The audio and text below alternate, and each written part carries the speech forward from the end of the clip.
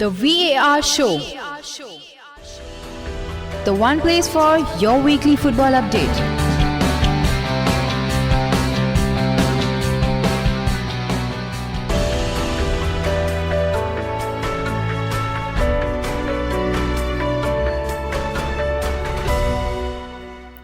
Passed on to the referees in Nepal, and to be asked again this evening to speak to the referees or speak with the referees, that's a real honour. So I just wrote in the group to say thank you, but really thank you for all of you guys for giving up your time. I know is it what 9:45 in Nepal now? 9:10. Yeah. So thank you for giving up time. I'll just read out who all are there in the group, and we have, first of all, we have Kanchan, who's also a referee. We have Harish Karki here. We have Sapan. We have, just one second, I don't know how to see the names here. Okay, I'll just see from the group who all are. Okay, and we have Sarjan Sharma, who is from right now in Australia, so it's late for him over there. So thanks for tuning in. And we have Alok also from India, who is here. And I was expecting some more people, but yeah, okay, fine. I think we can start right away. So I don't know whom to start with. Yeah, I'll start with Sapan because he was the most enthusiastic one. So we'll start with Sapan. Sapan, if you have your questions, please do ask. You can unmute yourself. Sapan.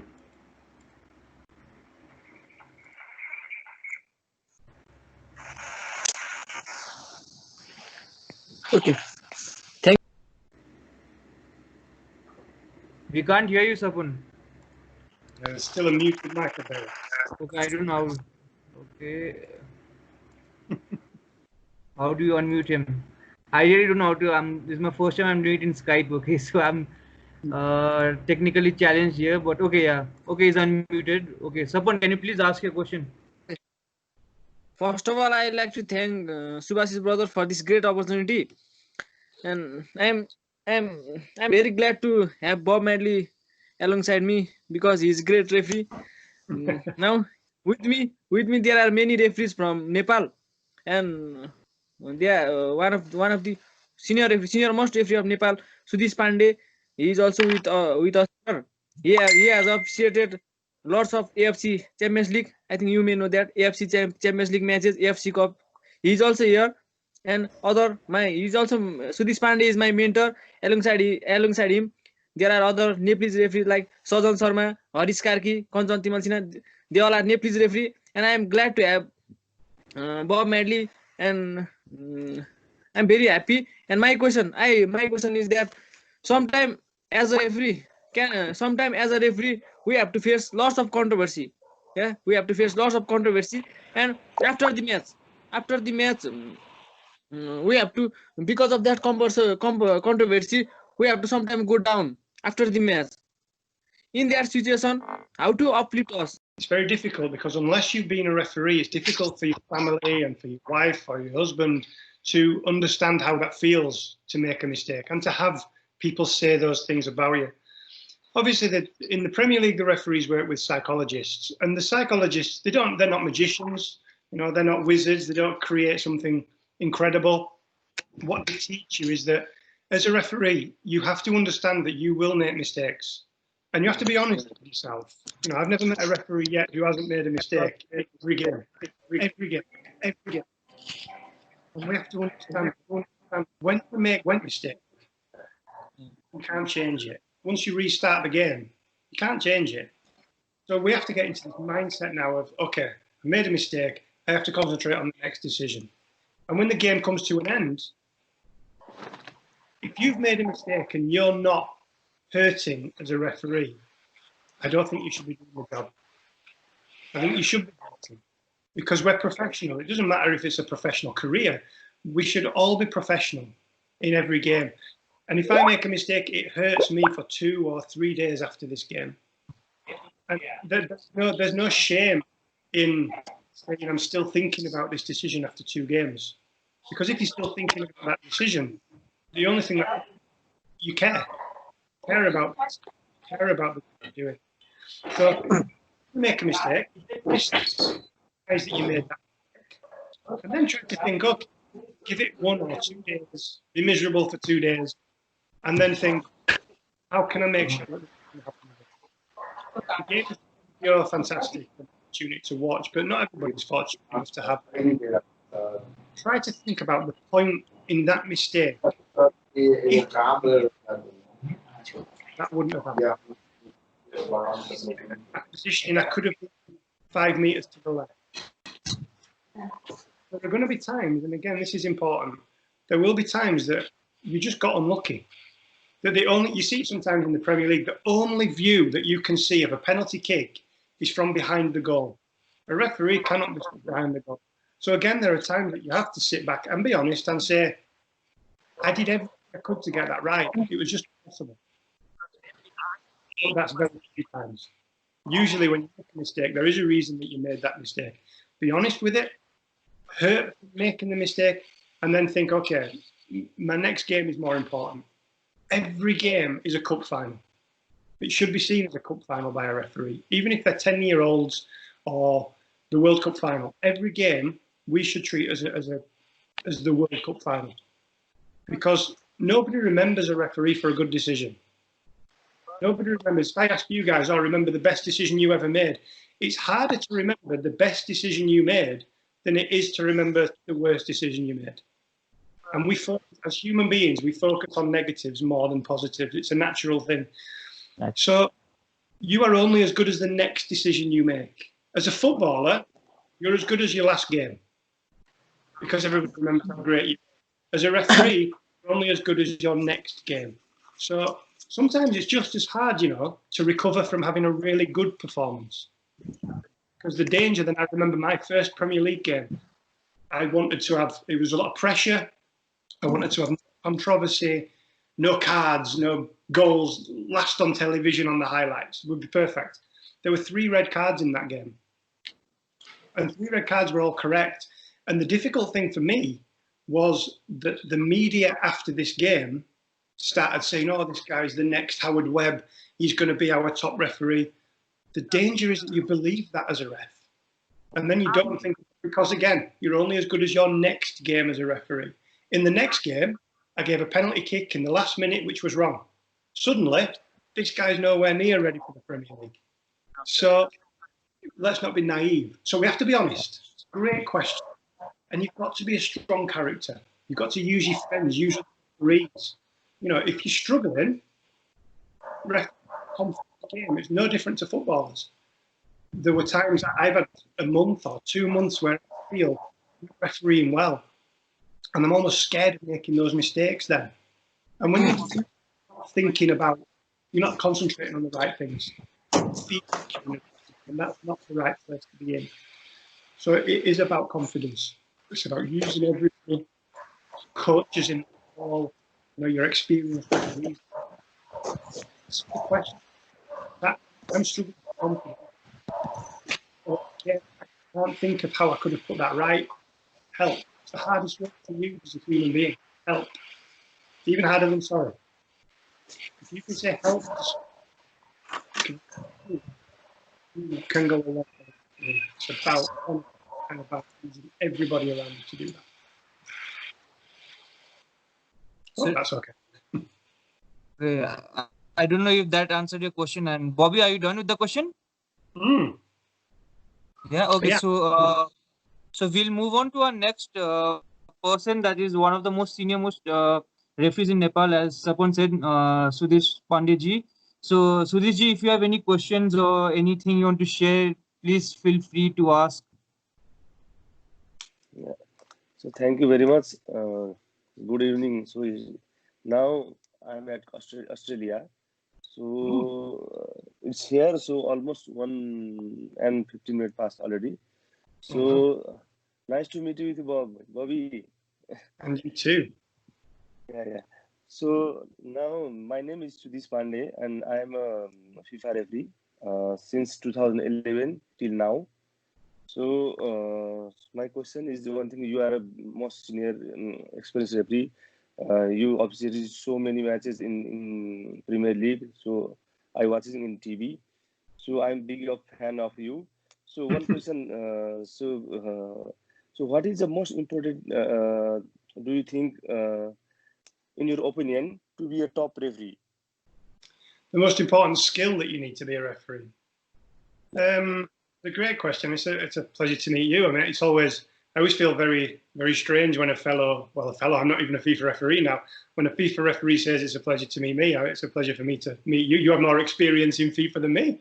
The most important skills are the smallest skills. There is no secret to being a world-class referee. The main skills that you need as a referee is that you need to be committed. It's so easy. For me today, I'm in Norway at the moment. It's summer in Norway. It's 20 degrees here. It's easy to look out of the window now and think, yeah, I'll go for a run. I'll go training. I'll go to the football pitch. The hard thing in Norway is that in the winter, it suddenly is minus 20. And walking out in the snow, that's then difficult. You guys are in Nepal, I'm sure you feel where I'm coming from here. When you're looking out and it's minus 20 or it's raining and you're thinking, I don't really fancy this today. I'll do it tomorrow. The difference is that everybody else who wants to be at the top is doing it today.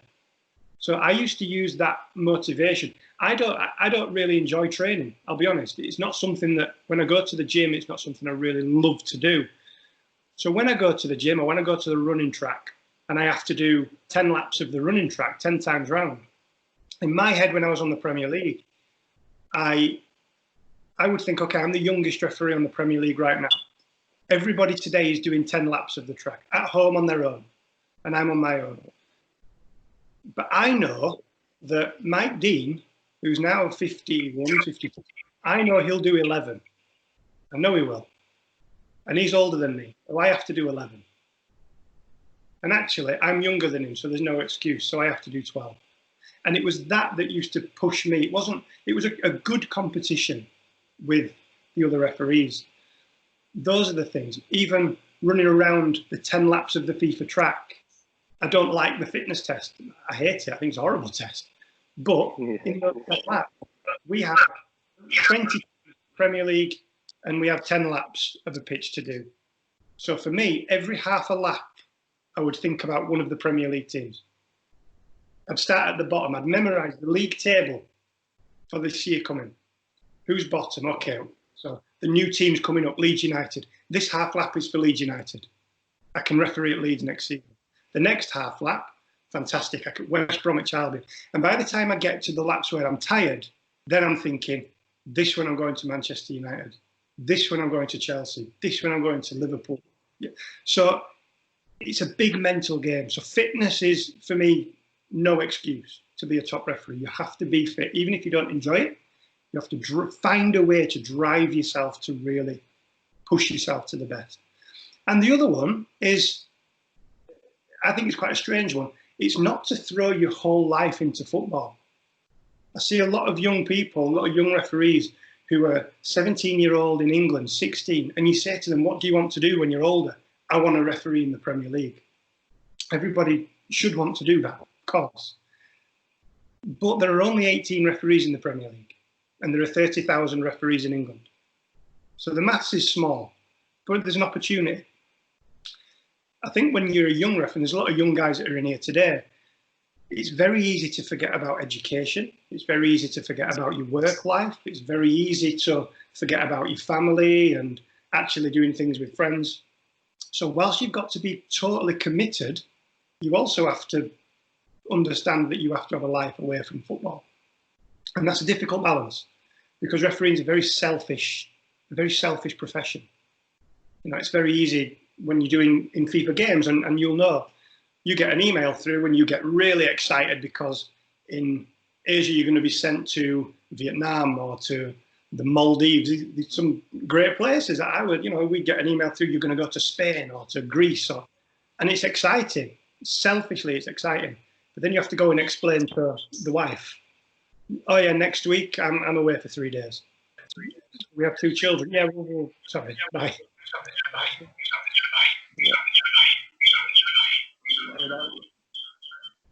So we have to understand. And then balancing your life is probably the most important. feedback there. Sorry about that. Yes, thank you. Thank you.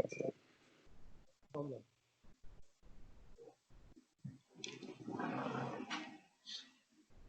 So I hope that I hope that answers your question. Yeah.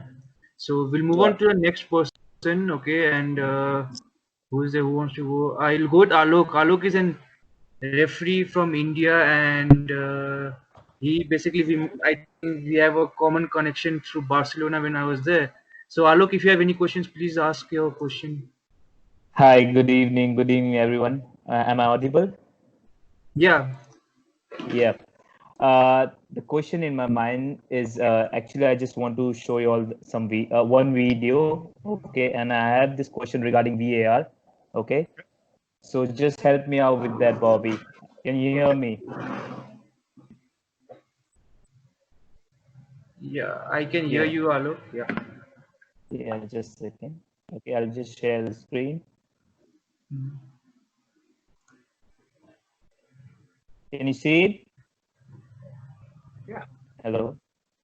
Yeah. Yes. Right, yeah. Hope everyone remember this incident. Yeah. So Bobby, Yeah. my question here is, if you see, the VAR has not given the goal. The goal has been cancelled. Okay. Yeah. Now during the handball, okay, that advantage was played by the referee. Okay. Yeah. So can a referee give that an handball because the goal was cancelled? The decision of the VAR was it's not a goal. Okay, because there was a handball incident.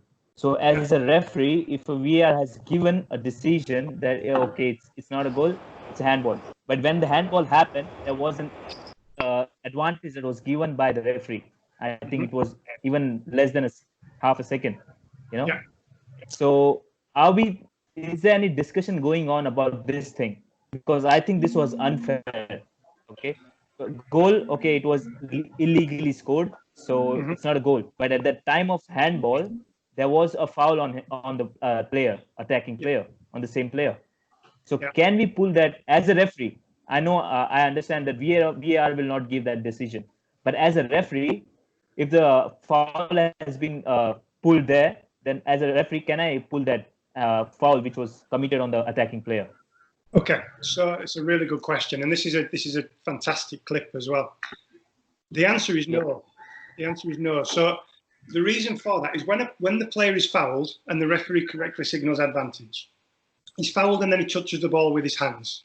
Yeah. So the foul happens first, and then the handball happens second. The referee doesn't see the handball. It's almost impossible to see in real time. He doesn't see the handball. So he plays on and a goal is scored. Now, the job of the VAR is not to give free kicks. The job of VAR is to give a goal. The only decision Four instances, they can make is goal or no goal. So then the question is, can this come back to the original free kick because there was no advantage? However, if we're going to take it back, we can only take it back one decision.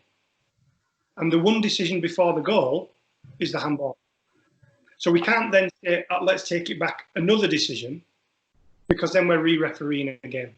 So if the referee had seen the handball, they could have played advantage and they could have stopped. Even if they scored the goal, the referee could have disallowed the goal and they could have said, no, we're going to have the free kick, because the free kick came. The handball was as a result of the foul. So we're going to give the foul. He doesn't see that. And therefore, VAR can only say goal or no goal. The reason for no goal, take it back one decision, is a handball. So therefore, it only come back to this decision. So it did cause a lot of debate in England as well. The thing with VAR is this is a new system. It's been used in some countries for 2 years now, and it's been trialled for 2 or 3. But many sports in the world, cricket is a perfect example. Cricket has used video technology for 20 years, and it's still not perfect. They still change that's for sure. DRS, still change in cricket because things can still improve. In England, we've been using VAR for just over half a season, nearly a full season now. and then people are expecting this to be perfect. And just like us as referees, if you go out on every game and you're perfect, which is impossible, but if you think you are perfect in every game, you'll never learn. You'll never develop. The only way we develop is actually, or the best way of developing is actually by making mistakes. So now in the season is there have been mistakes that I don't think you'll see next season. There are things that are probably people never thought about. And offside. Someone in the car. Someone keeps banging the horn in the car. Maybe someone is not satisfied with your answer, Bobby. I'm out of time. I think that's what it is. Yeah. I'm having a shave or something. So yeah, the important thing with VAR is that we have to understand that it's a system that's still developing and people are still learning this. So there will be mistakes. But this situation that you showed is a really good clip. But actually the system at the moment, it was correctly handled. Thank you, Bobby. No problem. Good to have that. Good to have a clip on that. That's really good. Okay, so now we'll move on to the next person, and we can ask Sajan Ji, if you want to ask any question, please do.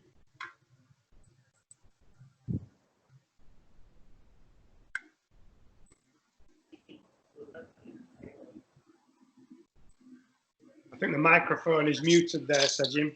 Yeah, you need to unmute yourself and ask. Sorry for that. Hi everyone, and hi Bobby. Hi. Thanks Sudhish for organizing this opportunity with the young Nepalese referees.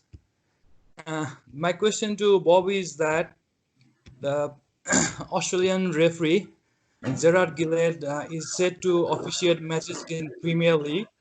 So if you have seen his matches in England, how did you find him, and how would it be a great opportunity for all the AFC referees to get into England, or let's say European football by his performance, or let's say how was his performance in EPL? Yeah, that's a good question. I haven't met Jared personally, but I have watched some of his performances over the season. I think that the thing that I was fortunate enough in February or January to travel to Australia to give a talk over there for the referees, and they were very much under the impression that when Jared moved to England, he would, be a top performing Premier League referee. He would referee in the Champions League. And I think this season, because Jared went to the second level, to the Championship, I think he recognised very quickly that there is a big difference in even the second division in England compared to the A-League in Australia. The standard of football is different. I think the standard of football that Jared is now refereeing is probably better in England than it was in Australia. I think Jared will do really well. He did well in his games. The one thing that Jared did, and I saw a video, you probably saw the same video of him communicating with players in Australia, like a trial where they let you listen to Jared refereeing. It's fascinating. And I think that's a real skill that he'll bring to England, because English players like the referee to speak. They like the referee to be approachable. Very different if you referee in a country like Greece, for example, where players don't really want to speak to referees too much. Just give me the yellow card and play on. Don't waste my time. Whereas in England, verbal communication is very important. I think that'll really suit him well in England. It's going to take him 1 or 2 years to get used to the English style. It's a much more physical style than I'm sure Jared has been used to. I know when I refereed in Japan, there are lots of fouls in Japan, but many of the fouls, and I mean, we have a FIFA referee in here from Asia, you'll know this better than me. Many of the fouls, maybe 30 free kicks in a game, many of them are small technical fouls, pulling a shirt, small trip. Whereas in England, it's very different. There is some shirt pulling, but nobody wants free kicks for this. Just play on, unless it's an obvious shirt pull. The big fouls are the big tackles, big hits. And That's different to what Jared would have been used to in Australia, I think. So again, it's going to take a little bit of time, as it does a player. You know, very few players come to England and just straight away find it easy to play in English football. Yeah, that's true. To answer your other question about Nepalese referees travelling to Europe, there are 2 points on this. One positive and one not so positive, in my opinion. So one positive is that, and this is no disrespect to Nepal at all, the standard of football in Europe compared to, let's say, one of the major leagues in Europe compared to the Nepalese Premier League, I assume will be higher in Europe. I'm sorry if I offend. I don't mean to. All right. Yeah. I think the football, you will be right. You know, if you move to one of the European countries, you could be refereeing a higher standard, just as Jared did to England. So that's good for your own personal development. However, I'm looking at a screen on here with a FIFA referee. You know, I'm really proud to represent, or I was proud to represent my country with that FIFA badge on in international games. I moved here to Norway 2 years ago. Everybody in the Norwegian press said, oh, he should be refereeing in the top Norwegian division. And I didn't agree with that, because there are people in Norway who have spent their whole careers working to referee in the Premier League. Is it fair? We're not footballers. So is it fair for me to just walk into a country and say, I want to referee the top games in this country? How would you feel if, you know, somebody who was not quite making the FIFA list in Germany, for instance, suddenly decided, I want to be a FIFA referee, so I'm going to move to Nepal? And that takes away potentially your chance of becoming a FIFA referee. The last thing we want to see is referee tourism. We don't want to see, you know, we look at countries like Uzbekistan, for example. It's off from Uzbekistan. I can't imagine that Uzbekistan has the world's best league. So it doesn't have to be that you're refereeing in the French Premier League or the Bundesliga in Germany or the Premier League to be the world's best referees. You know, some of the countries in the world, Japan always produces world-class referees. Sato-san in Japan at the moment, superb referee. You know, and so don't think that you have to move from Nepal to be a great ref. Yeah. What will happen is if you do become a FIFA referee in Nepal, you have the opportunity to referee in countries like Japan, South Korea, Australia, and then you become an even better referee. And then you go back to Nepal and you train up the younger guys, and you say, right, this is my experience now. We're going to learn from this. So I don't want to see referees from the major European leagues who aren't making the FIFA list or are just a little too old, have come off the FIFA list. Matt Clattenburg is a good example. You know, to suddenly move to an Asian country and say, I want to be the number one in this country. I don't think that's fair on that country. It doesn't help produce young referees if people are just moving to countries for money. So yeah, as your development, I'm sure it would help. But for the development of referees in Nepal, I don't think that is a helpful thing. Because you move into a European country, great. But do we want to see European referees then moving and taking those opportunities away from you? I don't want to see that. I think it's great that countries like Nepal, India especially, which obviously is pushing in terms of football now and improving all the time. I want to see an Indian referee at the next World Cup. If that's not possible, the World Cup after that. You know, I'm sure that will come. So the opportunities need to be there for people within their own countries as well. I hope that answers that.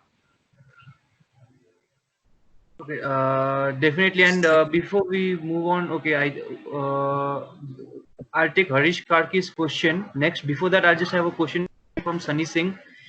He didn't want to come forward and ask the question, but he has asked something like this, that Bobby, like, he has asked, like, do you think the introduction of VAR will reduce the dependency on referees in near future, maybe in the next 5 to 10 years?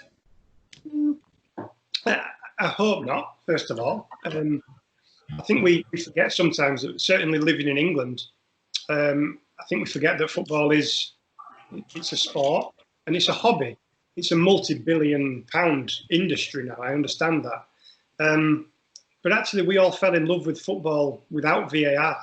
You know, I fell in love with football at 2 years old, 2 years of age, and my dad took me to watch a professional game.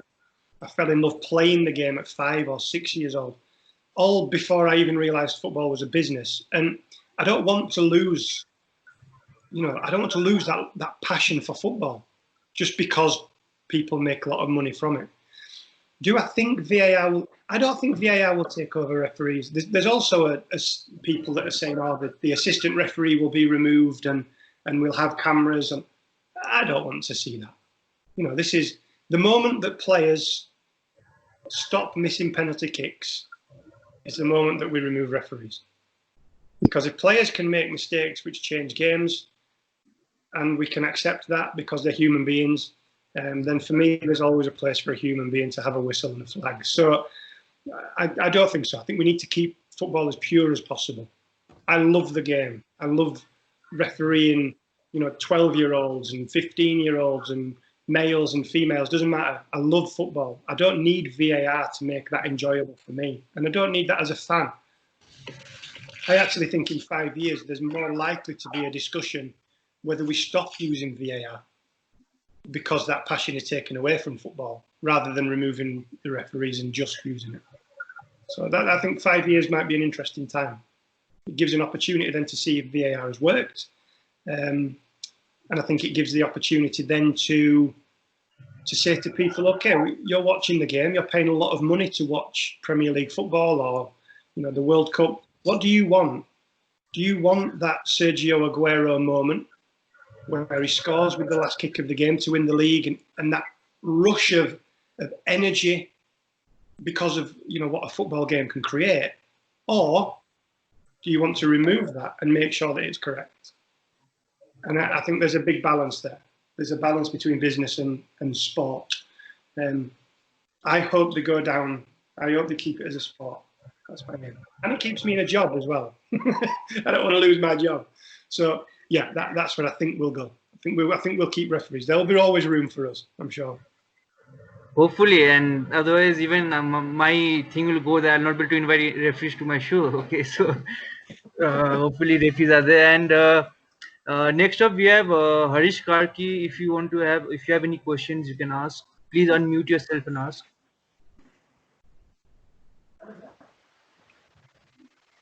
Okay, hello everyone. Good morning. Okay, good evening, everyone. All the referees all around the globe and referees who are participating here. And Subhasis for the invitation. You know, I'm myself.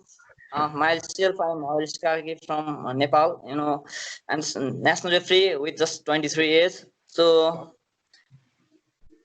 I have already my big brother Sudhish Pandeyji, who is a big class referee in South Asia. So it has always been a blessing working with him. You know, he's like a mentor. But you know, seeing a ref in world class, big class football like Bobby, so it's great pleasure to be talking with him. So just I have some questions like you know, recovering from injury but getting back to the matches, like after 3 or 4 months, it's really hard. It's really hard to get back to the old or good form. And so at the same time, managing your business and balancing your refereeing life with your family, that's probably a big problem. So it's very hard, you know, it's very hard. And so managing the match with most of the double-edged players, you know, it's also really a tough thing. So that's all. I think I got many questions at the same time. Yeah, I mean, yeah, we talked about being important to balance your life out, and especially when you've been injured. I think that's one of the hardest times as a referee, because we want to be, certainly in England, our games mostly are on a Saturday. Every Saturday between August and May, we want to be on a football pitch. And suddenly when you're injured and that doesn't happen and you find yourself in a shopping centre with the wife, and you don't want to be there. And it's not the nicest feeling sometimes. It's frustrating. And yeah, I absolutely agree with you. You know, the thing for us across the world now, but in England, obviously football stopped in March and it will restart again in September. That's a long time. That's a long time with no football. And so to keep yourself fit, to make sure that you are mentally and physically prepared to go back. And again, we're not a football team as referees. So when we're injured and we need to train to recover, we don't have a full sports science team around us, you know, that are pushing us in the rain and telling us we have to do. We don't have 10 other teammates that can run with us, kick a football with us. We have to look out. I'm looking outside now. The rain outside is unbelievable. I'm looking out thinking, if I was injured and recovering, do I really want to do that? And again, this is where you have to be mentally strong. It's not refereeing for me, refereeing is 15% of what you do on the pitch will make you a successful top referee. 85% is what you do off the pitch. It's how hard you train. Do you eat properly? You know, I love a McDonald's. I'm not going to lie. I love McDonald's. And I used to live next door to a McDonald's. So for me, coming home from a game, it would be late at night. McDonald's is open 24 hours. And I have to force myself to drive past. So these are and again, these are small things. I have to drive myself. Don't go in there. Don't go in. I can treat myself when the season's finished. Hard things to do. But if you want to be that top referee, you have to do that. You know, again, I'm looking at guys in here who work within FIFA, within AFC. That didn't just happen by mistake. It happened because they worked hard, they committed, they trained hard. They looked outside and went, I don't want to do it, but I'm going to do it today. So finding that balance is difficult. You know, we're very fortunate in England that refereeing is a full-time career for the guys in the top two divisions. You get up on a morning, you have your training schedule is already set out to you by a sports scientist. You go and do that. You send the data to him on the computer and you go play golf. You know, and that's not the hardest life. I won't lie, that's not the hardest life. There's a lot of hours that go into preparing for the next game. A lot of video watching, a lot of match watching, preparation, physical and mental. But then we've also got to remember, you know, most countries also are working 35 hours a week, some people, on top of this. So then the balance has to come in. Because when you haven't seen the wife and kids for 2 days because you've been, or 3 days because you've been away on an AFC game, or because you've been travelling around the country on a game, and suddenly you come back and she says, oh, we're going to have a nice meal tonight, and you go, sorry, I have to go out and train. So I think the divorce rate in England is pretty high with referees, actually. There's a lot of wives who don't accept that. So you need a good partner. You need a strong family who understand it. You need a good employer. You know, a lot of the referees in England have a background from teaching, because teachers work Monday to Friday, so they have a free weekend. They have a lot of them come from the police because they can move shifts around refereeing. So they have jobs that help them to do that as well. Not everybody's fortunate enough to do that. You know, if you're working in the stock market in London, you can't just say, oh, I'm just going to leave early today. You know, you've got to work in business as well. And your employment is always more important than refereeing. We have to understand that. Even as a referee in England, yeah, I'm a professional referee, but I could drive my car home from a game and I could, through no fault of my own, be in an accident and never referee again. So we've got to be realistic in refereeing as well.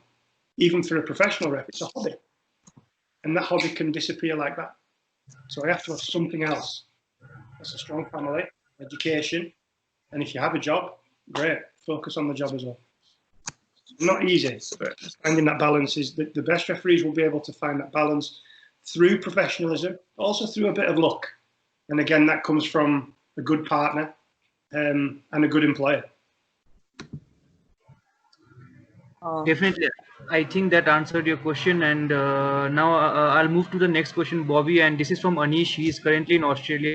He's from Nepal. And he has asked, this is quite a light question compared to other ones. And he has asked, sometimes when you see an absolute belter of a goal, do you ever go, that was a great goal to yourself? Oh, yeah, absolutely. Of course I do. Yeah, you know, I'm a football fan. I love football. And you know, I look around at these stadiums and there's 70,000 people in and they've all paid, I don't know, 50, 60 pounds to watch this game.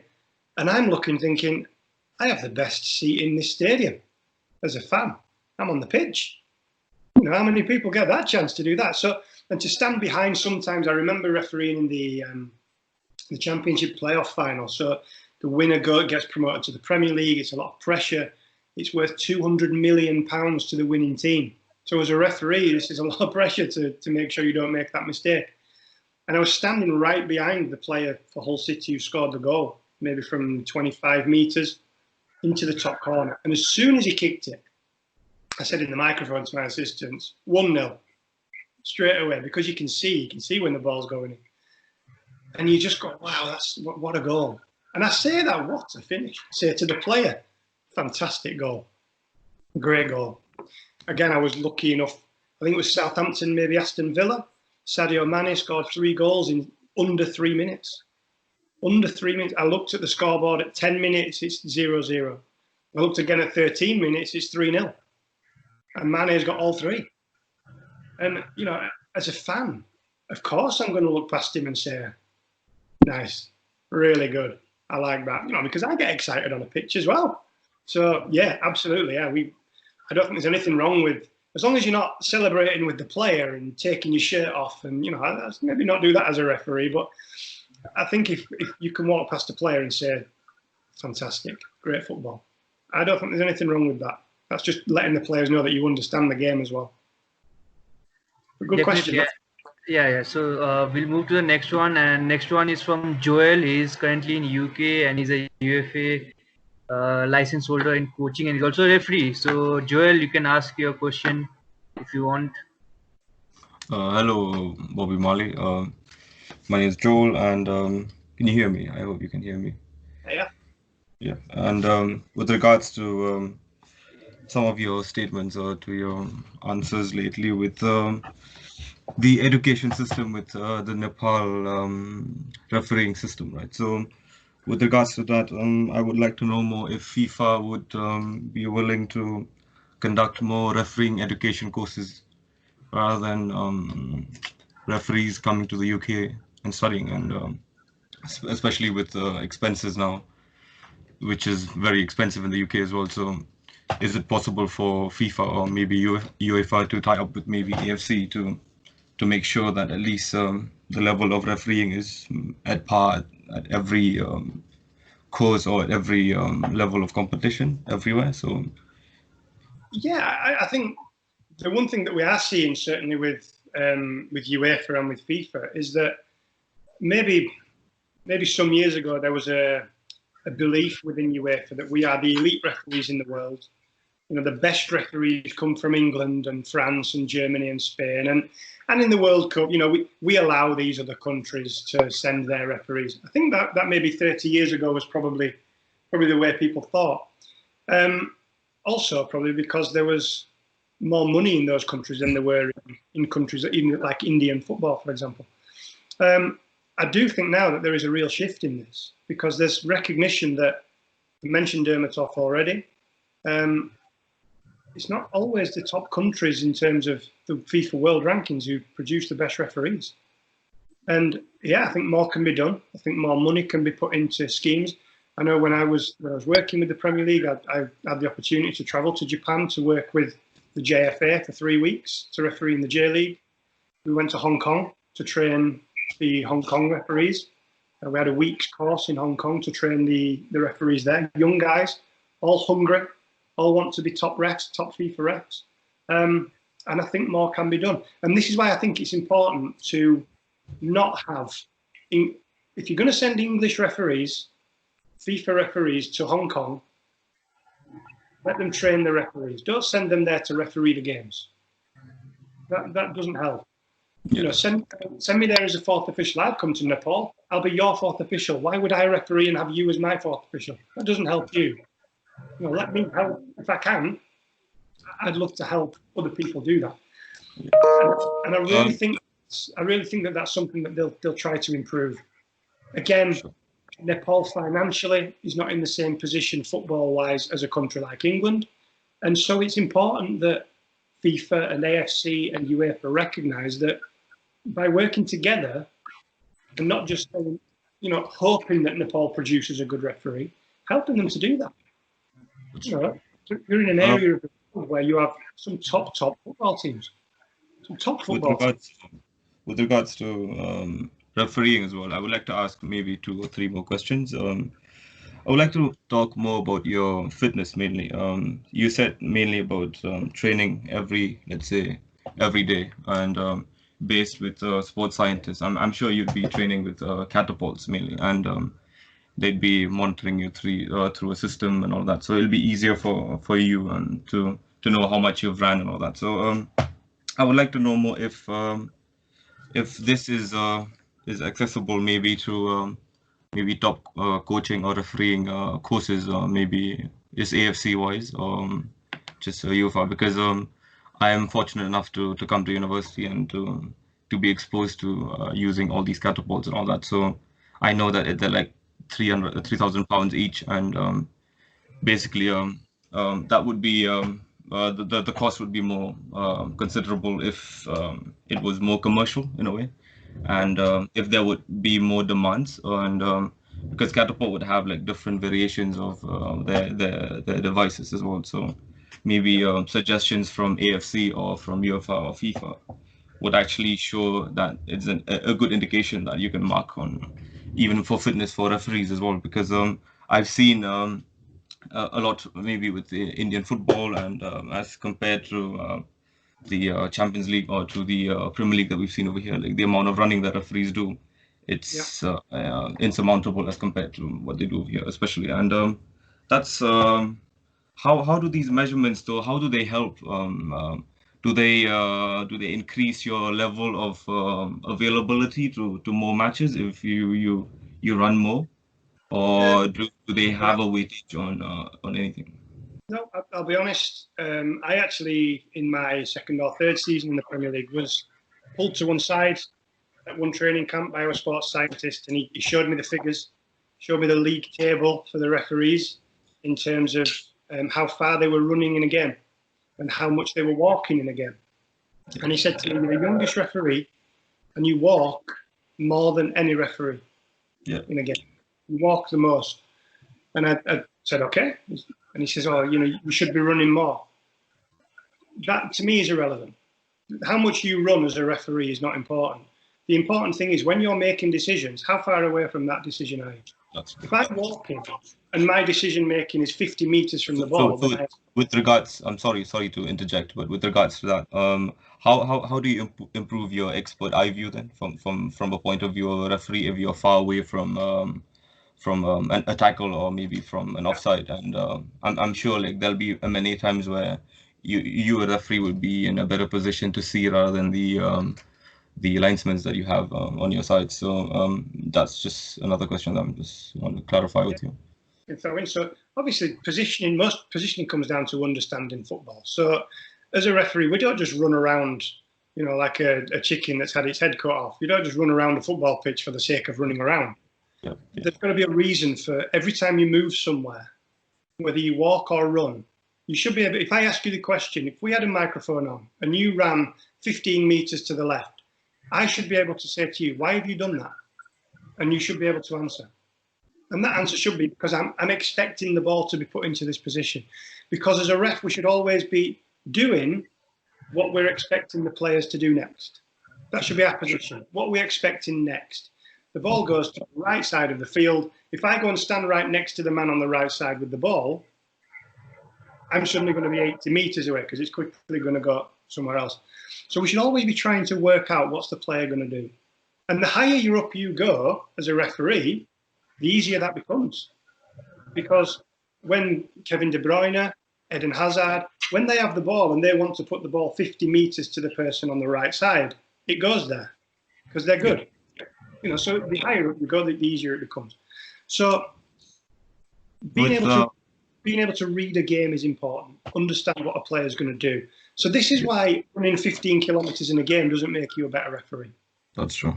Oh, with regards to what you said earlier as well, with tackles being measurable, let's say. You say like sometimes maybe pulling a t-shirt, or maybe from afar it might not look as if like it's that important for you to give it a foul or something. But then when you look at replays nowadays and you see the amount of dives being done, and with that in mind, and when you think about it, how do you make a good decision from that? Especially, I'll just give you an example with the Salah incident when they had the Champions League finals, where everyone would have thought that that would have been a red card because when you see that how Sergio Ramos held down Salah and he pulled down, so everyone's let's say perception would be that that would be a red card, but then everyone said that that was just one-handed. So it's yeah. Look, the players are very good. Players. Yeah, people will say it's cheating and it's not part of the game. We have to understand it's part of the game now. You know, players will do anything they can to win. Most of the time they do that within the laws of the game. Sometimes they try to push that as far as they can. As a referee, we have one of two choices. We can sit and cry in the middle of the field and say it's not fair because you're all cheating. Or we can just get on with it and try and be in the best position. So we don't go out and we don't look at certain players. I don't think that's fair to look at certain players and say he's going to die. Because then you're very dangerous. Because what you're doing then is you're refereeing an incident before it happened. And that's the most dangerous thing you can do as a referee. You know, to give what you think is going to happen.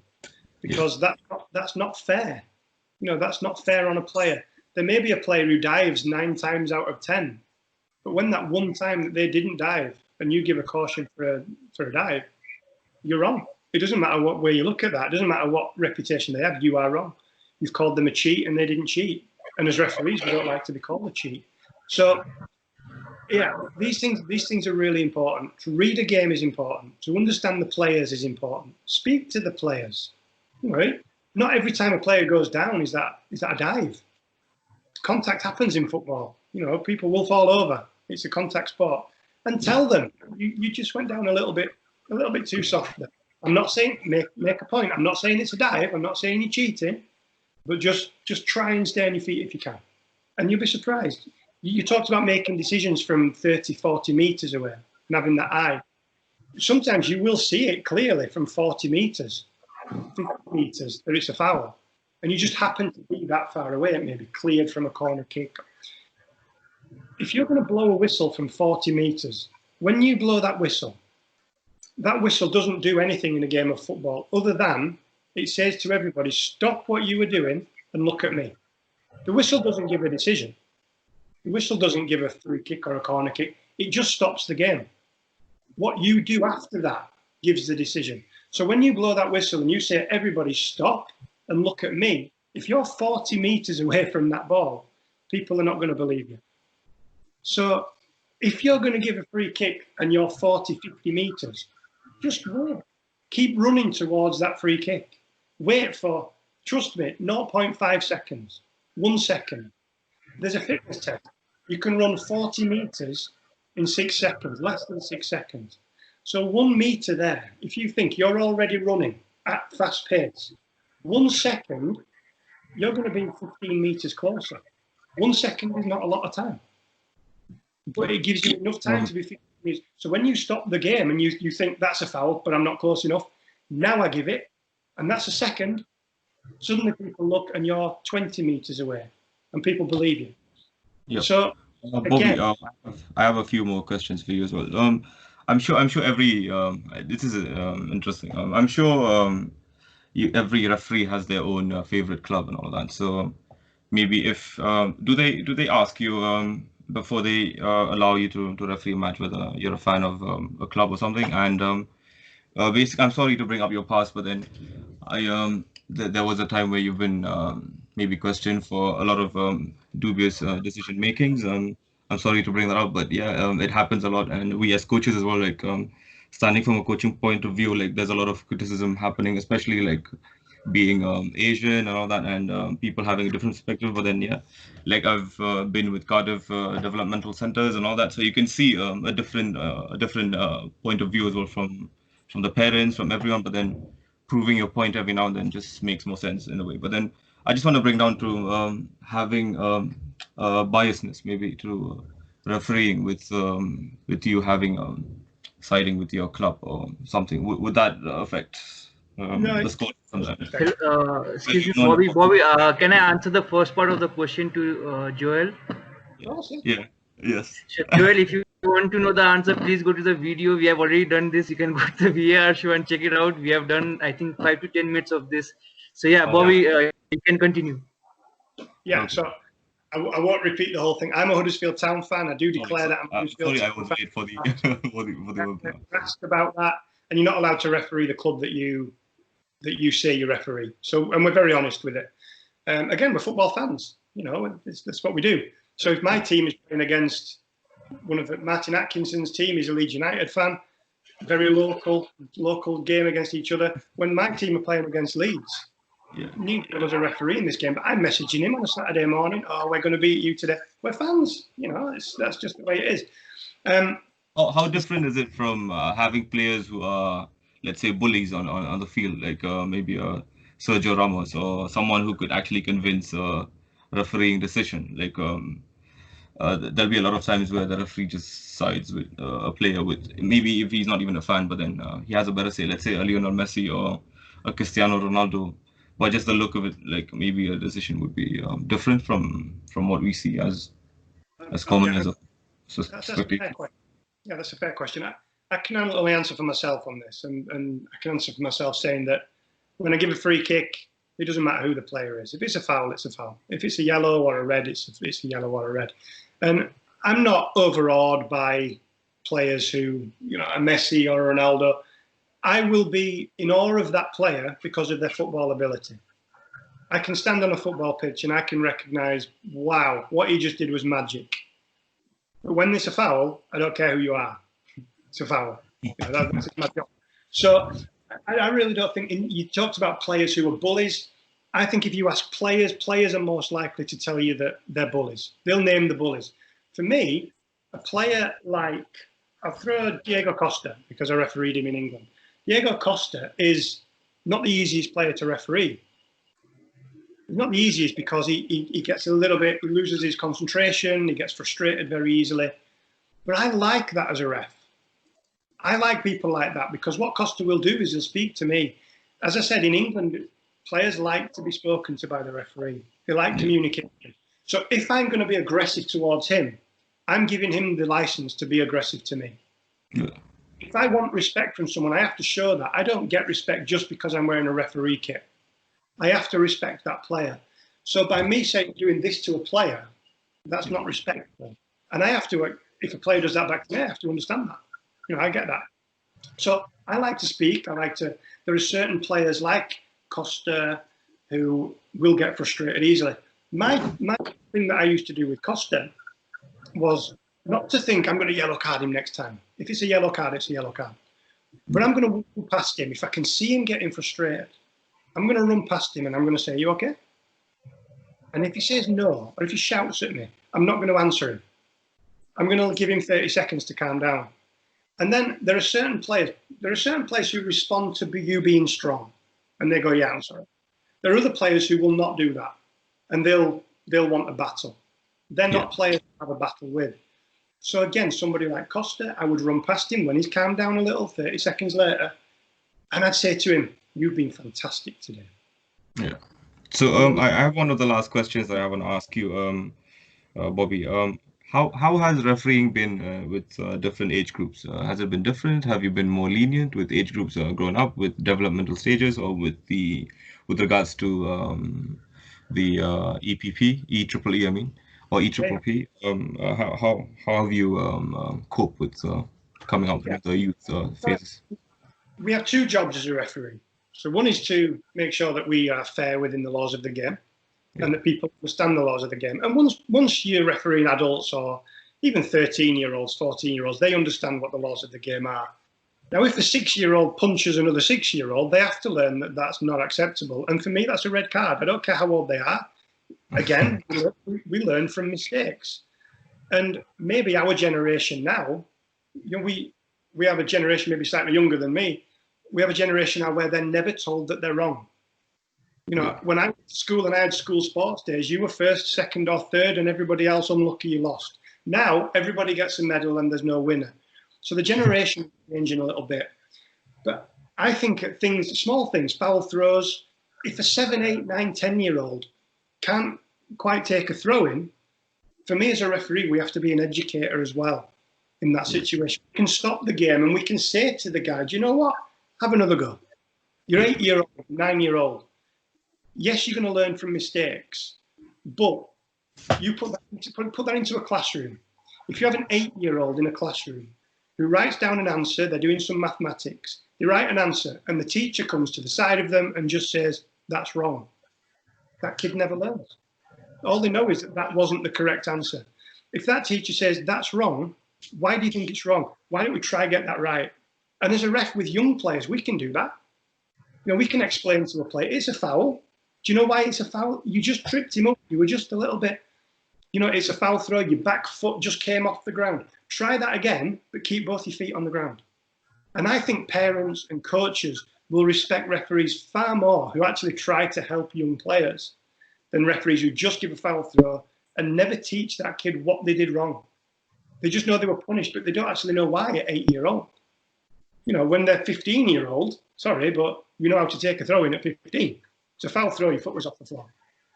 You don't need to give them another go. So, yeah, I think you can referee different. I think we can be firm on the laws of the game when we are refereeing adults and older kids. But I think when we're refereeing younger children, we can be there to, as a coach as well, to educate. You know, the coaches won't necessarily know the laws of the game. So we might just educate them as well. You never know. So yeah, don't be scared of doing that with kids. Don't be scared of helping them. Because again, I said help is the hardest word to ask for. For somebody who gives help and offers help without being asked, you gain respect for that. To take your time out to do that and show that you're a human being and not just a robot. Yeah.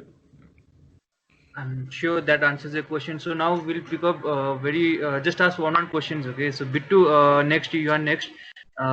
Please ask your question. Okay, I actually had a couple of questions, but I'm going to stick to one. Keep it to one. Okay, fine. So actually, let's make it a two-part question. I was really curious about the second question.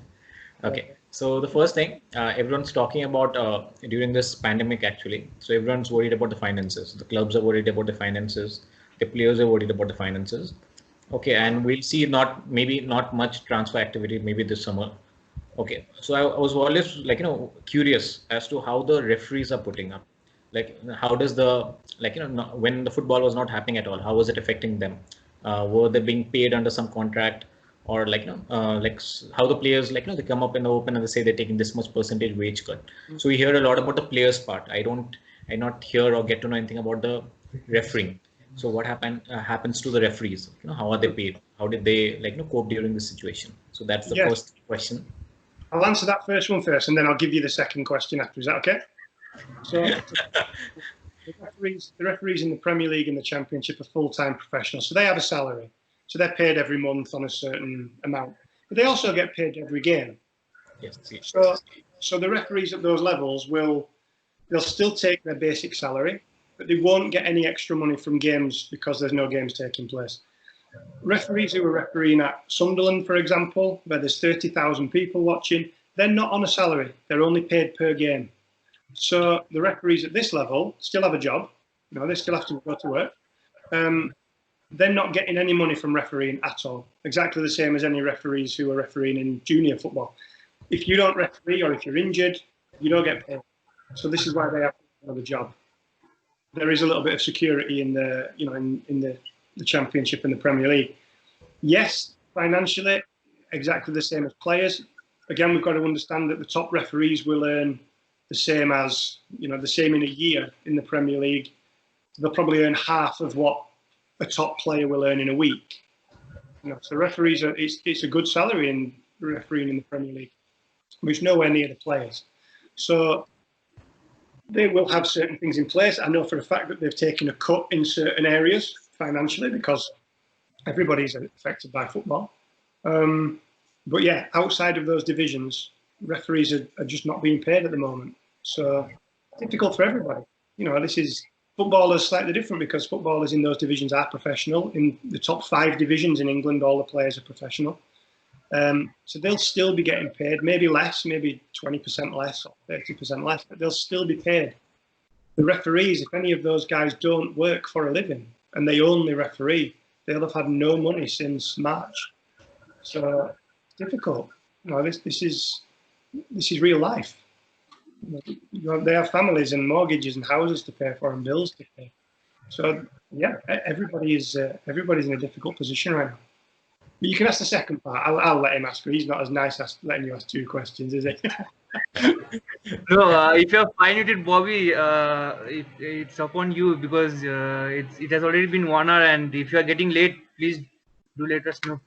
Guys, it's much later for you than it is for me, and honestly, my partner's working tonight. She's on her last shift tonight before she leaves the job and we move to England. So she's out of the house for another 4 hours. So I'm free. I mean, I'm not going to stay for 4 hours. Okay, guys, so you can ask a lot of questions. So Bittu, please go ahead again with the second question.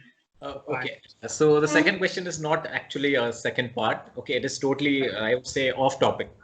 Okay, so this is something I've been really curious about from, like, it's been really long. Okay, so there was this semi-final between Chelsea and Barcelona. Yeah. Okay, where there was this huge controversy regarding multiple decisions. Not only that, some recent season when Real Madrid had won the Champions League in the quarterfinal, there was this goal which Marcelo had passed it to Ronaldo. Okay, yeah. And everyone claimed it was an offside position. So situations like this, high-profile games like this. Okay, when maybe I'm an outsider, so I'm just a fan. I don't really know how everything works out really on the inside. So I'm really curious, if match fixing is not a case, if that's not at all a scenario that's happening, how do the referees they bear the brunt of, because footballing, you'd say the entire industry or the entire football universe is very, I would say, very rough. The fans don't take things easy. Okay, there's a lot of heat the referees have to take because of certain decisions maybe done wrong or might have been done better. Okay, yeah. So if it is true, if there might be some situation where match fixing is a scenario, okay, so I would like to know maybe more about that. And if it is not, how do the referees take the heat? Good question. So to answer your first one regarding the Chelsea-Barcelona game, ironically, the referee in that game was Tom Henning Øvrebø, who's from Norway. And I had a beer with him last week, so we talked about this. And he's a gentleman of a guy. He's one of the nicest people I've ever met. And it was really interesting to ask him that same question that you've just asked me, so I can give you his answer. Tom Henning would have been going to the next World Cup. He would have gone to referee at the World Cup, without a doubt. Top world-class referee. And his reputation in UEFA, he refereed, I think, the season after a Champions League quarter-final. So this didn't finish his career, but he never refereed the games that he should have refereed after that. He retired, I think, maybe 1 or 2 years after that because he took a lot of abuse, from media, from English media certainly. And this is why I said earlier that as a ref, you're only as good as your next decision, because no matter how good Tom Henning Øvrebø was in his career, he's remembered for one game that you've said. If I said it in England, they wouldn't know his name, but they'd say, "Oh, the big guy with the bald head." They know him. They don't remember the Champions League semi-finals he refereed before that. They remember him for one game. So refereeing is a very cruel profession sometimes. In terms of match fixing, I said this last time. I can honestly say, and I can put my life on this, that no match fixing has taken place in the Premier League from any referees. No match fixing would. And that's a hard thing to say, and that's almost an impossible thing to say, but I will say it. Mistakes are made, but they're honest mistakes. There is a protocol in place, more so when you referee European games, because Premier League players are paid £100,000 a week. They have no reason to fix matches financially. They're some of the richest people in the country. When you start refereeing in the earlier rounds, and again, like the AFC Champions League, the UEFA Champions League, have teams from smaller countries who financially are not paid the same. So we are sat down by UEFA, and we have a protocol. I reported in one game that something didn't feel right. There was a goal. The goalkeeping was pretty terrible, and it didn't feel right. Now, it's not my job to start accusing anybody, but my job then is when I have an incident like this as a referee, I report that incident. I report it to UEFA, or if it's in the Premier League, I report it to the Premier League, because I have to protect myself. I go back to cricket. There have been cricketers who have been suspended because they didn't report match fixing, not because they fixed matches, because they didn't report it. And that's how important it is. So if I feel something's not right in a game, then it's very easy for me. I just report the incident. This happened. You might want to take a look. It doesn't quite feel right, but just have a look. So match fixing is something that will come into the game more and more. You know, there's so much money in the game. And you, again, I don't want to be disrespectful, you will probably be more exposed to that opportunity of match fixing than I would in England, because there are so many eyes on the Premier League. There are so many eyes on the Premier League referees that for a Premier League referee to fix a game, the world would see that. It's much easier. I've never watched a game from the Nepalese Premier League. So if I was a guy who wanted to make a lot of money, I'd go to a referee who's not professional. It's not his full-time job. You've said it can be difficult to balance, especially at the moment, financial people have difficulty. I would come to somebody in Nepal and I'd say, listen, £10,000 penalty kick. And I think that was a big question that a referee who doesn't have refereeing as a profession, I think there's the professionalism that you have to turn around and say, do you know what? No chance. Someone said to me, genuinely, £5 million for you to give a penalty kick on Saturday, I'd report that within minutes. I'd report it because I couldn't do it. I couldn't bring myself to do that. If I was living in a country where financially it was difficult, I think I'd still say the same thing. But you know what? I think it's a harder question because I have to think of a family. You know, this is reality in the world now. So people are more likely to attack a game in Nepal, in countries that are not on the world stage in terms of being watched by a global audience, because it's easier to manipulate that game. It's easier to get to a referee. It's less likely to be picked up that somebody loses 6-0 and there are 3 penalties. I wouldn't see that in England. But you would see I did that in England. So this for you guys is something that I'm sure AFC are very, very big on this. I'm sure they give guidance to referees on this because we have the Chinese market and the Eastern Asian market where a lot of these kind of groups come from. And it's important that we referees do what is right. And if we are approached, if somebody does come and say, even if it's just a joke, it might not be a joke. So even if it's a joke, pick the phone up. Pick the phone up to the right person at the Nepal FA and say, somebody spoke to me about my game on Saturday. I don't feel comfortable about it. Can you change games? I don't want to do the game. I've done that myself. I've been taken off games, even in the 5th division in England.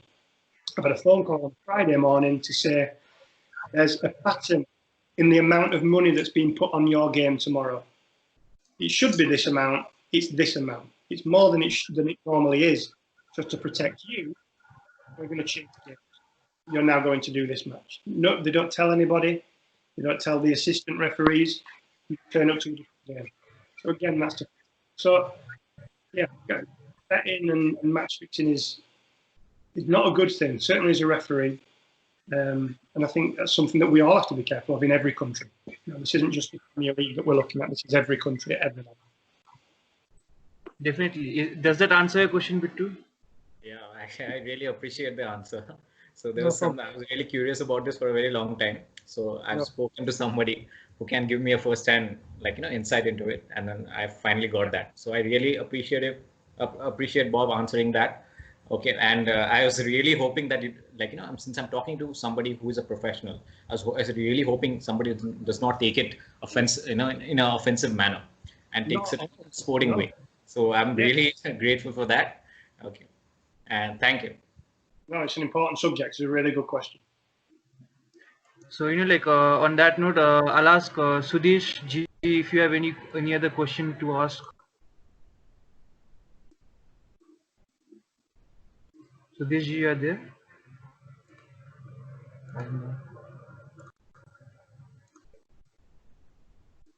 Okay, I don't know.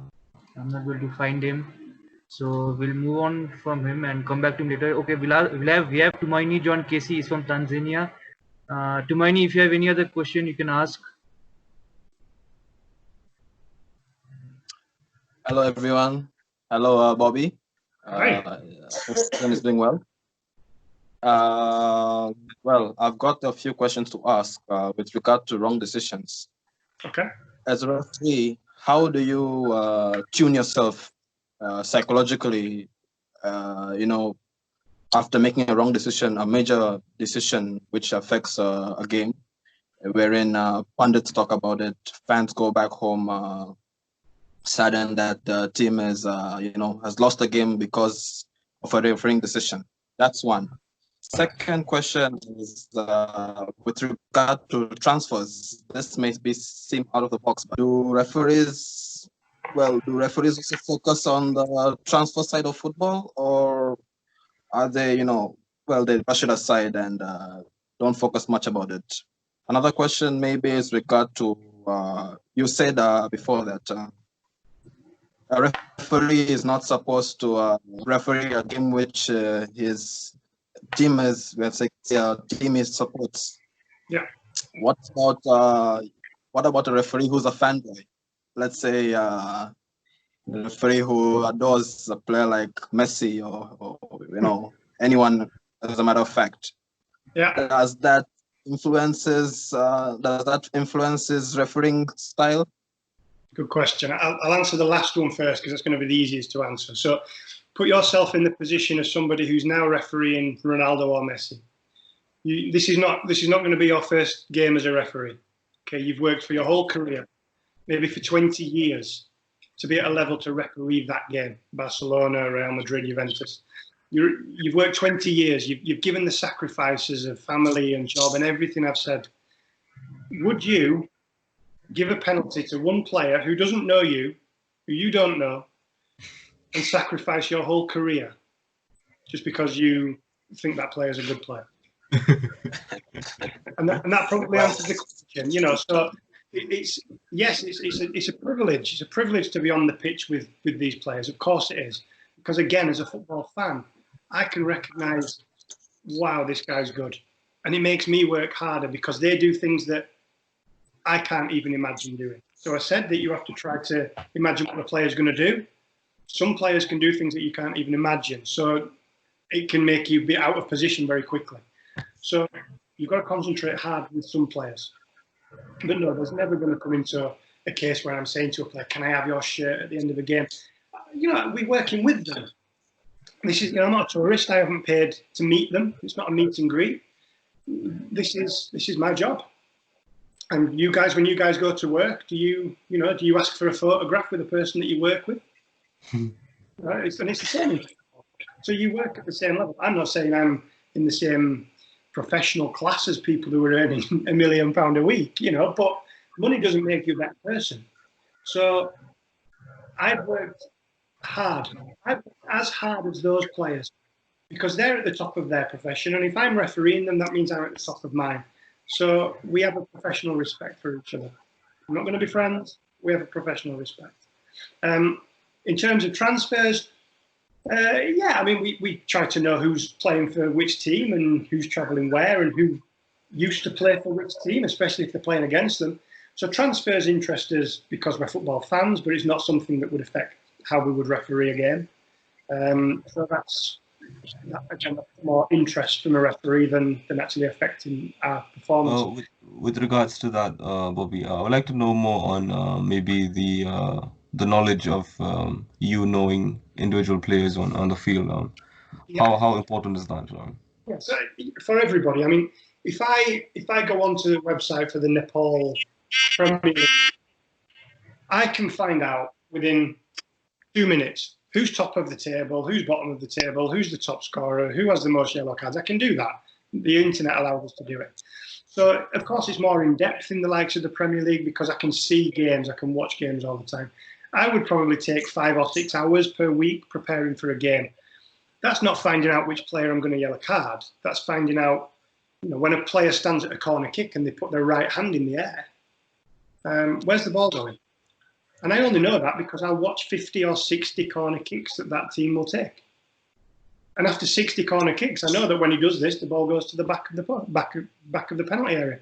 So I'm going to move 5 meters to the back. It might not happen. It might go to the front.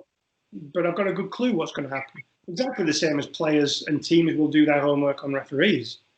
You know, I've walked into Premier League changing rooms and there's been my picture on the wall and it says, this is Robert Madley, call him Bobby. He's approachable, he'll talk to you, but he's strong. And so they do their homework on the reps. You know, some managers more than others. So yeah, it's important to get that in. Just in terms of, just going back, because you asked 3 questions, I answered 2. What was the first one? The first one was regarding psychological effects on referees with regard to wrong decisions. How are they tuned? How do they tune themselves? Refereeing it's like a snowball effect, and it's hard because there is no magic, as I said at the beginning. There's no magic answer to this. If you make a mistake, first of all, unless you have VAR, you don't know that you've made a mistake. You can feel it. You can feel as though you might have made a mistake, but you're not proved. You could be right. So, but you get the feeling. If you think you've made a mistake and you're thinking about this, and then the next decision comes along, you're concentrating 50% on the decision and 50% on the last decision, which you can't change. So when you're only concentrating 50%, you're likely to get the next one wrong as well. Suddenly you have 2 wrong decisions. Now when the third one comes along, you're only concentrating 33% because you think, and then it's like a snowball effect. So again, it's easy to say, but if you make a decision and you think I might have got this wrong, you can't do anything about it. You have to just move that to one side and say, I'll look at that after the game, concentrate on the next decision. Because the next decision is important now. Because suddenly players will accept 1 mistake. They might accept 2. Not straight away, but they might accept 2. Being able to say sorry to a player is quite important. It's an important tool. I apologise to players when I know I'm right, because it's a management tool. When the ball clips off a tiny touch off somebody's foot and goes for a throw-in on the halfway line, and that player turns around and he's angry, I can do one of 2 things. I can shout back at him and tell him I'm correct, which he's not going to believe me because he didn't see it. Or I can let him calm down, and then 10 seconds later, when nothing happens from the throw-in, I can walk past the player and say, did I get that wrong? And the player says, yeah, you were wrong. I'm really sorry. I know I'm right. I'm really sorry about that. Because what's that done? The player calms down and he great, thanks, ref. Sorry, I've got another question for you. With regard to your mate Mike Ian with his antics on his refereeing antics, well, what's that all about? You guys must be talking about that, right? Oh, do you know what? I said before, we don't want to see robots refereeing. We don't want that. We all have our own personalities. Mike is one of the funniest people you'll ever meet off the pitch. He's one of the funniest people. Great golfer, but one of the funniest people you will meet. On the pitch, he just loves what he does. And there's not a thought in his head thinking, I want to be a celebrity, I want to be centre of attention. I genuinely don't think he even thinks about the things he does on the pitch, because it's just his personality to do that. He's like that off it. So for me, as a referee, get the decisions right, and that will make a good referee. It doesn't matter if your arm's doing this or, you know, if you want to dance while you're getting decisions right, dance. But I promise you, as a robotic referee who gets things wrong, you will be less respected than a referee who maybe has a few, you know, a few idiosyncrasies of their own where they just jump over a ball. Or Mike Dean is one of the most respected, if not the most respected referee in the Premier League. And nobody cares. None of the players care that he does funny things that end up online. Players care that he gets decisions correct. And that's our job. And if we can have a bit of fun doing that, fantastic. Why not? You know, why wouldn't we do that? We should enjoy it. We should enjoy refereeing. And I don't think anybody shows that they enjoy refereeing more than Mike. And I don't think that's a bad thing. I really don't. Last question. Sorry, Bobby. What is your favorite football celebration? My favourite footballer? Celebration. Favourite footballer? Let's go. Well, Mike Dean's celebration was pretty good, wasn't it? With the, when he played the advantage. Do you know what? As a ref, I don't see most of them until I watch the TV after, actually. You concentrate and you're talking to the players. Was there the officials, was there a problem? Players run away somewhere. The one thing I'll tell you what, I don't like having to yellow card a player for celebrating. I don't like that. If they're standing in front of a crowd and they're causing a problem, a physical problem that could be dangerous, then I think a yellow card is absolutely right. If they jump into the crowd, it causes a surge, which is then dangerous if you have a child at the front. Absolutely yellow card. Taking a shirt off and swinging it around your head. Do you know what? If I scored a goal and there were 75,000 people cheering my name, I might feel pretty good as well. So we have to do it. We have to do that, but it kind of feels a little bit harsh to do that. From Tanzania, though, I have been there. I've been to Dar es Salaam and Zanzibar. I have. So I've not been to Nepal yet, but I have. I'm ticking countries off as well. I've been to Australia and Tanzania, so we're getting there. So hopefully, after this, you'll have a lot of people who will host you here in Nepal. So, so next up, just we'll have one round of questions, one more, because Bobby drinking water, his throat might have dried up, and probably he'll block me after today. And, okay. So we're all right. So, Sudhish ji, if you have any question, please go ahead.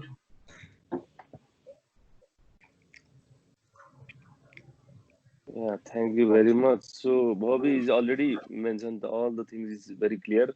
So thank you very much on behalf of all Nepalese referee. So giving us the Bobby's very valuable time to clear all the questions. So thank you very much. Already all the things are already covered. So thank you very much. It's been an absolute pleasure. Yeah, it's been a pleasure to speak with you guys. It really has. And look, the one thing we have to remember, and I said at the beginning, to have a FIFA referee to say, "Oh, it's an honour it's my honour to meet you guys." It doesn't matter what level of referees we are. We all have the same job, and we all have a job that's difficult. And there are so many people who you'll see pundits on television who will sit there and say, "Oh, they'll criticise the referees and they'll say everything negative," and then they make that one comment, which I think hurts me more than any. You say a negative thing about my performance, that's fine. It's when they start to say they have a really difficult job. They criticise and then they say they have a really difficult job. I wouldn't want that job. Do you know what? There's a difference. Those people who criticise us and you in every country will turn around and say, "Oh, I wouldn't do it." The difference is they couldn't do it. They couldn't do it. I want to picture how difficult your job is. Every level. Think about how difficult our job is. Well, in my opinion, there are 4 things that make a great TV show, to make a great entertainment program. And I'm talking X Factor in the United Kingdom, Nepal's Got Talent, if you've got that. I'm sure you have something of that kind. There are 4 key things. There's a stage, and football has a stage. That's the football pitch. So we have a stage. On that stage, there are performers. In football, there are 22. Not the referee. People are not paying to watch the referee.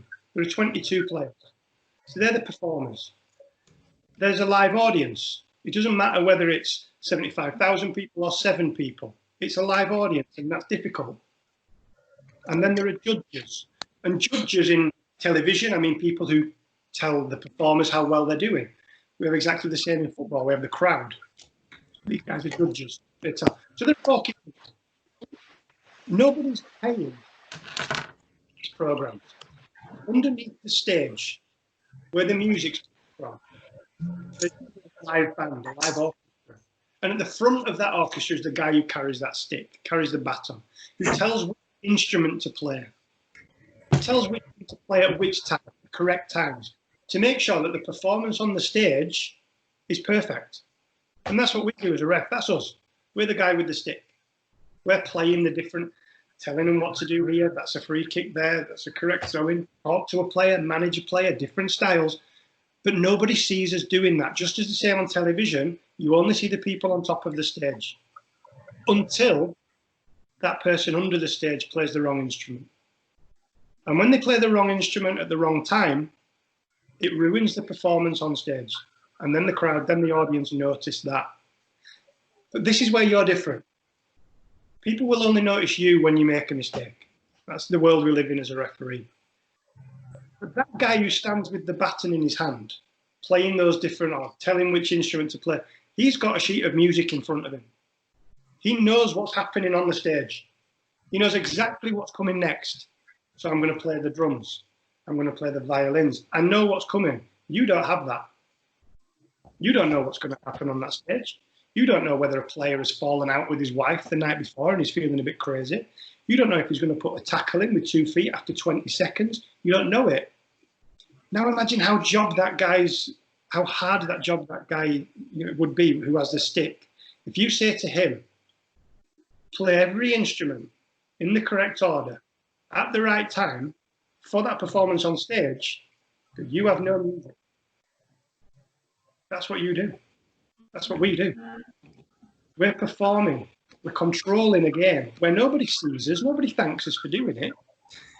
We don't have a sheet of music to say this is what's going to happen. We react to it as quick as we can. We try to deal with it. We try to work out what piece of music is coming. What are they going to do next? Ultimately, people will only notice you when you make a mistake. And that's a thankless job. That's difficult. And that's why we do what we do and why all those people who criticise you couldn't do it. It's an almost impossible job. You guys do it successfully week in, week out. And that's why that makes me no better than you. I refereed in the Premier League because I was born in England.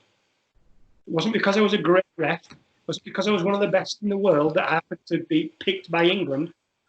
I was born in England. It's the only reason I became a Premier League referee. For exactly the same reason that I'm talking to a FIFA referee who could also be a Premier League referee had he have been born in England. He wasn't, but he's the top of what he can be. He's right at the top of what he can be in terms of level of refereeing. And that's what you guys should achieve. That's what you should want to aspire to. Walk out of the World Cup, not with a FIFA badge on representing England. You know, what would you guys rather do? Stay in Nepal, wear the FIFA badge and walk out in 2026 or 2030 at the World Cup representing Nepal? Or would you want to move to England and never have that opportunity and referee in the second division, maybe the Premier League? I know what I'd want. I know what I'd want. Maybe I'm very proud of being from England, I don't know. But I have enough respect. I think I don't want people coming and take that opportunity away from you. You know, you guys have to work as hard as I do to become the top of what you do in your country, in anything, is an unbelievable achievement. And it's irrelevant what country that is. You know, because you guys have said, oh, the referees in Nepal don't get the same training as they do in England. Well, then, isn't that even more impressive that the referees from Nepal can get to the top of their profession and then go and perform on a world stage? And that's why then they should be bringing that back into Nepal and saying to the referees, we're good enough at this. You know, we're performing, we can perform in AFC, we can send a referee to the World Cup. And why can't that be one of you? I mean, I'm looking at some of you guys in here. There'll be guys, how many of you are just, I mean, I can see most of you. How many of you just are in your early 20s or late teens, just out of interest? Just a show of hands. So there's a few.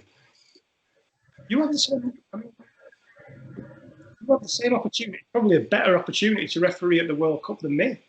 I'm 34 now. Why can't it be you? I got asked that question when I was 17. I started refereeing at 16. I sat in a room with 150 young referees, national conference of all young refs. David Ellery, who works for FIFA now on the VAR, he stood at the room. He said to 150 refs, I'd only just started really, but I was showing some promise. He said to 150 young referees, one of you in here,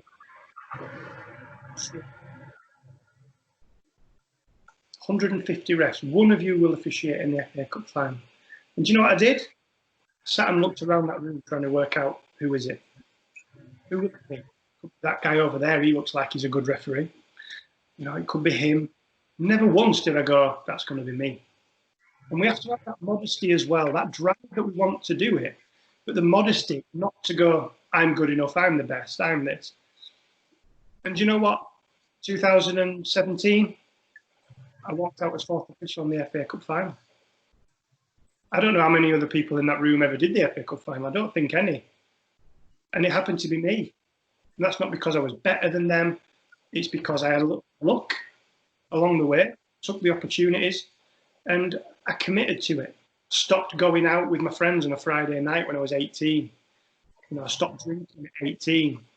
I made sure that when my friends wanted to go out and they wanted to smoke and do whatever they wanted to do, I've got a game tomorrow, I'm focused. And they laughed at me at 18 because I was just in local parks refereeing on muddy football pitches, and they laughed. Oh, you're taking it too seriously. I have an FA Cup medal, in the house now. So if I can do that, I don't come from a family of referees.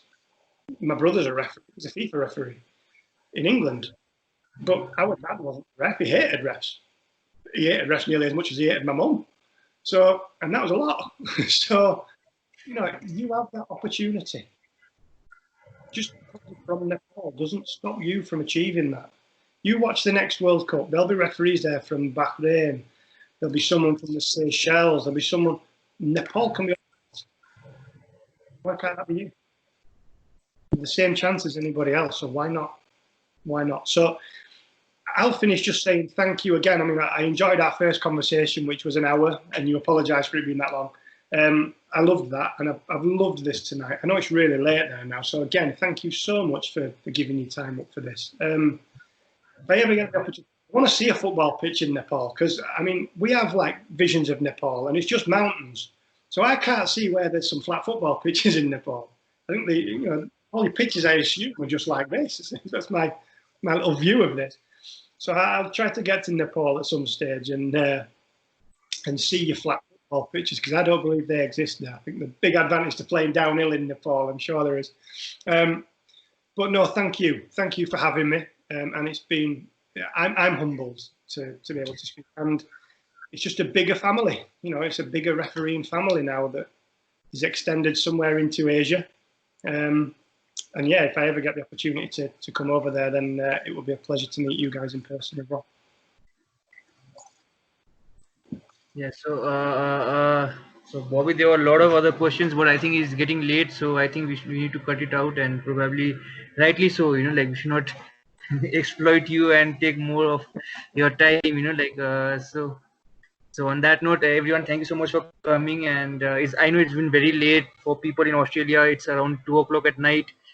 I don't know, the guy, John in Tanzania, it might be relatively early. So he was asking a lot of questions, and Bobby, be careful of him. He preaches, he tries to convert everyone into Arsenal fans. So just be careful of him. You might find him coming in your DMs, converting into Arsenal fan. Cool. It's a bit more difficult now than maybe that used to be.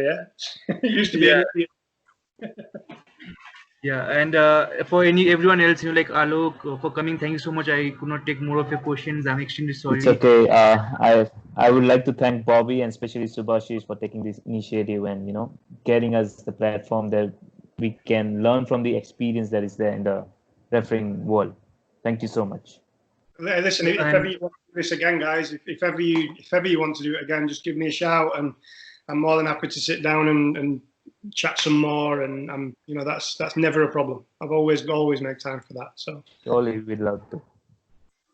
Sure, Sergeant, I could not take your question. I'm sorry for that, and everyone else in that. I'll not name everyone personally. So thank you so much, Bobby. I think we'll end it here, and probably if Bobby is ever free again, because he's going to manage, and probably anyone else is interested and has more questions, probably you can directly contact him. In text it'll be easier than going through me. Like, I have 0% knowledge and input in this full thing. It's all Bobby, and Bobby is the main person here. And thank you once again for coming, and hope to see you soon in more webinars like this. Take care, stay safe, everyone. Thank you. Good night, everyone. Thank you. Good night. And someone has been sharing screen. Please do not share screens, and your messages are coming wherever it was. Bye.